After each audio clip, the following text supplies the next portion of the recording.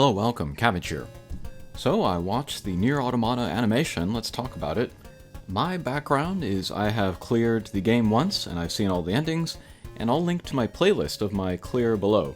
And I currently play and make videos for Nier Reincarnation, the mobile game that has been around a couple years. Nier series producer Saito and series director Yoko Taro have insisted on multiple occasions that Reincarnation is an important part of the canon of the Nier universe, and I was watching this anime with eyes peeled for connections there. There was a single obvious one in the final episodes, but I'm satisfied with that. Just the fact that they refer to it at all tells me that yes, it is an important part of the universe. And if you are a fan of Nier Automata and have not played Reincarnation, I highly recommend starting today. Mobile games do not stick around forever, so it's best to consider them as limited time services. We should experience it while it's still available. There are many always available campaigns for new players that give a bunch of rewards, including rare character costumes, so it's easy to get started, and the main story portion of the game is not that difficult. I'm sure it's doable for like 100% of free-to-play users within the first couple months of playtime. But anyway, concerning the anime, I'll talk about what I liked, what I disliked, theories about the Reincarnation reference, and hopes or expectations for Series 2, which was announced at the end of Series 1. Alright, first my likes, and my first like was Jackass. She didn't have a very big role in the Nier Automata game at all, but I think she left an impression on a lot of people, and so to give her more of a spotlight here, I think that was a cool choice. And then the way that she was presented was also kind of like true to her character, and then also maybe what fans wanted. And I thought it was pretty hilarious that she was the character to appear in a swimsuit, which I'm sure basically nobody was asking for. But yeah, great to see her. Another thing I liked was kind of a remix of the story that we see in Automata, and that was kind of the changing of places of Adam and Eve. As the final boss for Ending A. In the Nier Automata game, Adam captures 9S, and then he's killed by 2B, and then Eve goes crazy, he gets taken over by that black stuff, which I don't know what that is, and then that's the last boss for Ending A. But in the anime, they have that same fight where Adam captures 9S, and then 2B goes in for the kill, but Eve jumps in front and sacrifices himself to save Adam, and then Adam becomes the final boss. And then that was cool because we got to see, like, where each character, Adam and Eve, went after they lost the other. We can kind of see the similarities and differences between the two. And then the last thing that I particularly liked about the anime was the flashback to when, like, the Resistance and then Yorha meet for the first time.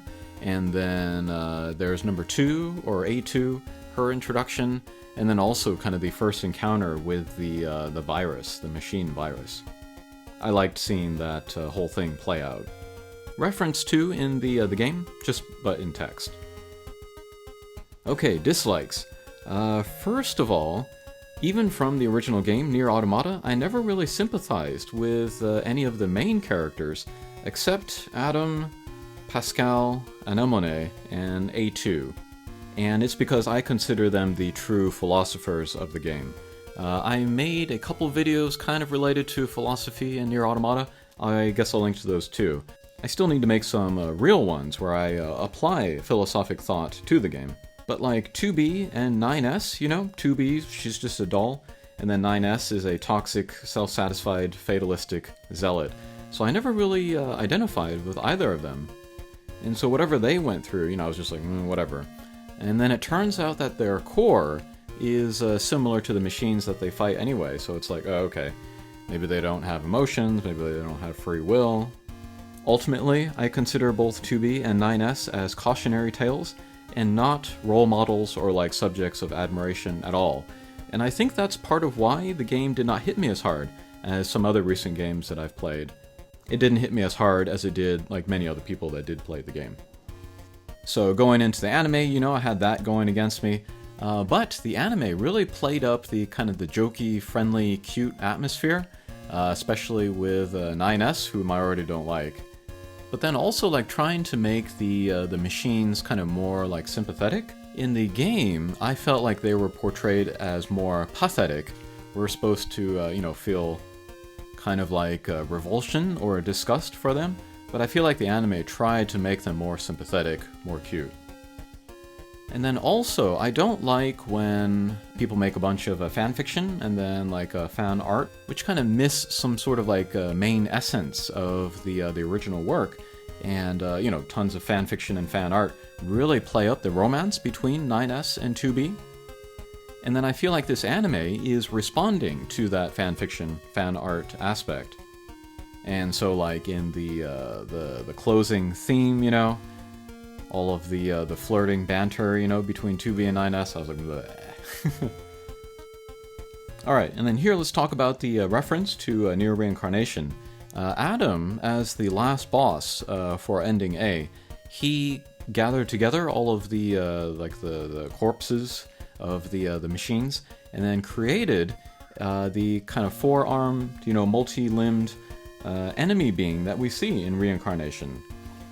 That thing did not appear at all in Automata, and so it is explicitly a reference to Reincarnation. And it also kind of helps with the placement of Reincarnation in the timeline of the Nier universe. There are lots of hints in Reincarnation about the timing, but certainly it must take place after the invasion of the aliens. I think that's correct. I'm not super up on the lore there, but I believe that is correct. And so, this, multi-limb monster coming directly from Adam, from the machine life forms, means that the cage, which is under attack from these beings, could be human-made or android-made, since they are the targets and the enemies of the machine life forms.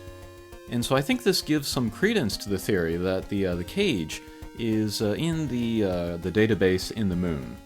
That has long been a theory floating with the game, but I think this serves as evidence for more of that. And then, as the series was going farther and farther along, I was half hoping that there would be kind of more appearances by Reincarnation characters.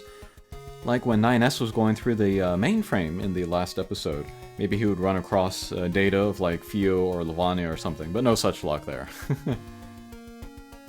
And that will lead me to my hopes and expectations for Season 2. I hope for more references to Reincarnation, like the Cage or Mama or Reincarnation characters. I want more information on Lily. She's like a new character introduced for the animation. We got some background, but like, she seems like she's more important than she comes across in these episodes. And then I hope for the scope of the plot for Season 2, that it goes all the way to ending E of Nier Automata. I don't want to wait, that much longer to reach the end of the anime. Okay, those are my feelings on the anime for Nier Automata. Some thoughts about the future, some thoughts on Nier Reincarnation. Okay, thanks for watching, and we'll see you again. Take care.